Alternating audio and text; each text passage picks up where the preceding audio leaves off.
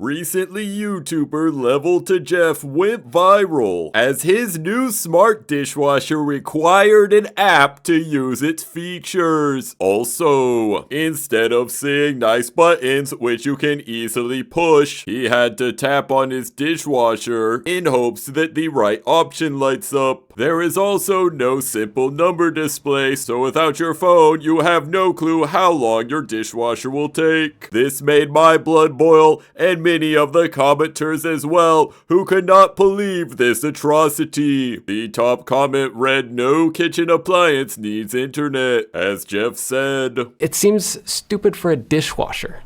It's a dishwasher. I completely agree. Then this got me thinking, what other perfectly fine appliances have been made smart, which in fact makes them dumb? Why do I need AI vision to scan my food as if I close my eyes when I place it in my fridge? So in this video, we have 10 insane examples of these dumb smart products, and you won't believe what's next. There have been smart toothbrushes before, but this is the first that actually talks to you. Wow, they really put the tooth in Bluetooth. This is a Wi-Fi toothbrush that uses bone conduction technology to send messages to you through your teeth into your ear that you can hear. The last thing I need after a long day of yelling in a microphone is for my toothbrush to spark up a conversation. And it also connects to an app. I'm probably going to regret saying this, but I would rather just get a cavity than have to download an app that connects to my Bluetooth brush. So it's pretty unique to find a toothbrush that not only has a touchscreen you can scroll through. The reason it is so unique is because almost nobody asked for it. It is unique in the same way that a toaster with a touchscreen is unique. You heard me right, a toaster with a touchscreen. You've never seen a toaster like this before because it's never existed before. There's a reason it has never existed before, and it is not due to technical limitations. The world's first high-speed smart toaster. What on earth constitutes a high-speed toaster? My $30 toaster from Walmart can toast bread in less than 2 minutes. How much faster do I need my bread toasted? Featuring the biggest advancement in heating technology in over 100 years. There's no way bro just said that. While I have no facts to disprove his claim, I refuse to believe since 1925, the greatest advancement in heating comes from a touchscreen toaster. And the first ever user-friendly digital touchscreen display. What do I need this screen for? I have literally had no problem putting bread in my normal toaster. It comes out just fine. No more heating coils from the 1800s or toasting the way your great-grandparents did. You mean the coils that have worked perfectly fine for the past century? How disrespectful of our ancestors can you be? The R180 features an exclusive diamond-shaped heating system with smart time and temperature controls. We do not care, little bro. Alexa, microwave popcorn. What's the rate of popcorn? 78 grams. There you go. It is microwaving my non-existent popcorn. In order to use a microwave, I must get up off of my couch and place the food in the microwave, which means I'm standing right by the microwave and could easily press the buttons to cook the food. But what this allows me to do is put the food in the microwave and then yap at the microwave to start the time. Alexa, microwave for 10 minutes. Wow, I can turn my microwave into a listening device. You know, what's most impressive about this Toshiba is that the Wi-Fi works in a microwave, because whenever I have my phone right by a microwave, it cannot connect to the Wi-Fi, yet this microwave can connect itself. I wonder if in the middle of heating food, it still has a good connection. That would actually be impressive, but also pretty pointless. This is the Samsung Bespoke 4-door Flex with AI Family Hub Plus. Yes, the naming structure is a bit odd. Ah, you don't say. It looks good. There's no handles. I have never once looked at my peasant fridge and thought, boy, I don't like this handle. My fridge is not sleek enough. Here you can then add the Family Hub option, which is the name for the tablet essentially in one of the fridge panels. This has apps built in. Why on earth would I need a tablet built into my fridge? I have a phone in my pocket. If I need a tablet that bad, I can go get an iPad. What is the purpose of one stuck in my refrigerator? We also have a a whiteboard app where you can leave notes for each other. We also have paper, a marker, and a magnet, which has worked for 100 years. You can control everything about the fridge here too. A fridge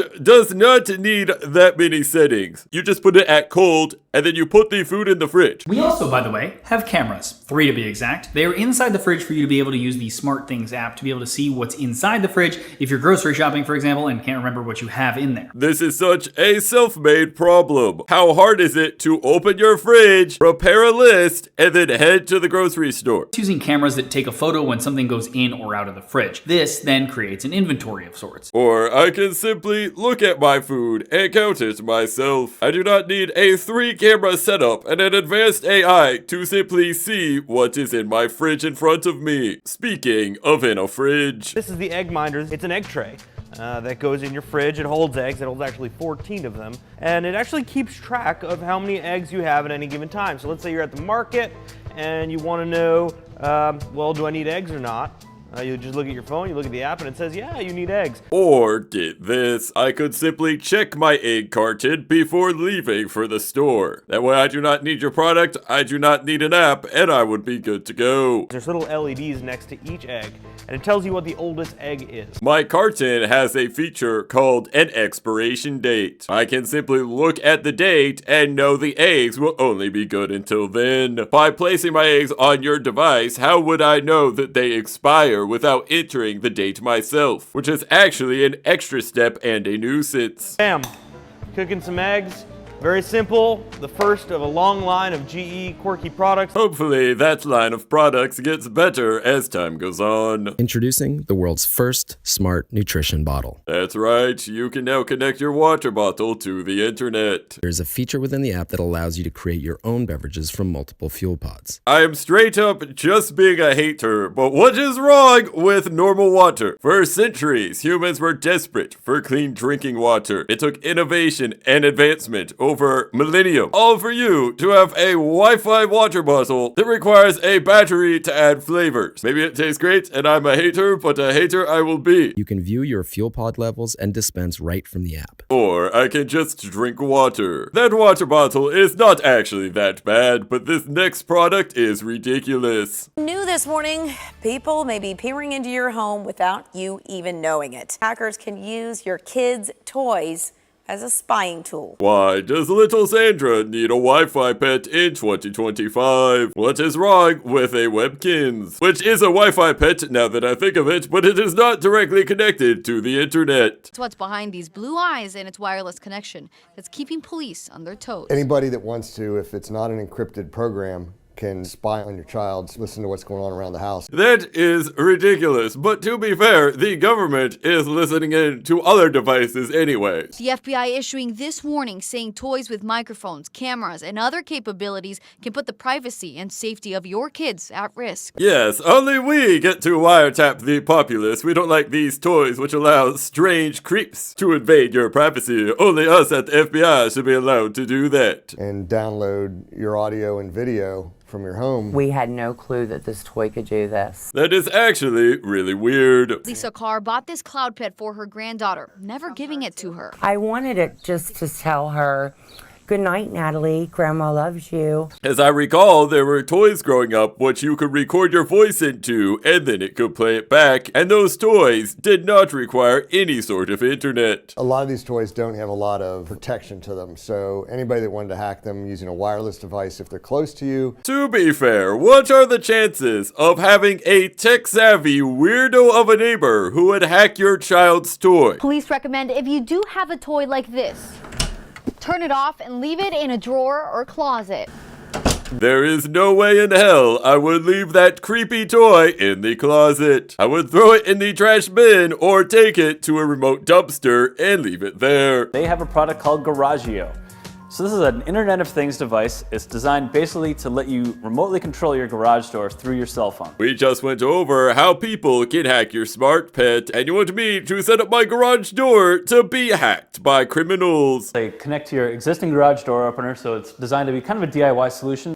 Speaking of that garage door opener, what is the problem with it? I can press it in my car, I can press it on the wall of my garage, and if a guest is coming over when I'm not at my house, I can tell them the garage door pin and they can enter that and get in. I literally cannot think of a single scenario in which I need my phone to open my garage door. For the app, you can see who's coming and going out of your garage and basically get a little bit more intelligence behind the whole operation. A garage door goes up and goes down. How much intelligence is required to do this? They say it'll cost about $149 when it hits retail. You literally couldn't pay me $149 to install this garbage in my garage. This 11-year-old comment from Ryan Flippin1243 articulates how bad this product is better than I ever could. That looks stupid. It would make life more complicated too. Most cars come with garage door opener buttons, or you can just attach your clicker to the visor. Having to pull out your phone would add 2 more steps each time you want to enter or leave your garage. You would have to take your phone out, launch the app, then instruct the app to open the garage.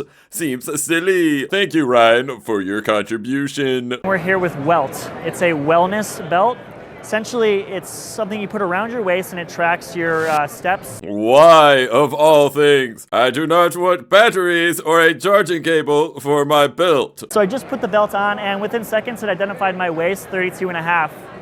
And over the course of the day, if I change the tension of the belt, either purposely or if I eat too much, the app should reflect the change in belt tension, and it should tell me how much I've been overeating. How about just be a normal human being and mentally keep track of what you have eaten throughout the day? Even sadder is this is not even the worst smart belt. This belt here automatically adjusts if you sit down or stand up. Imagine trying to be quiet at church and you hear the hum of the motor in your belt. Imagine going out on a date wearing this. It makes the previous belt look like the iPhone. And I cannot take another smart product.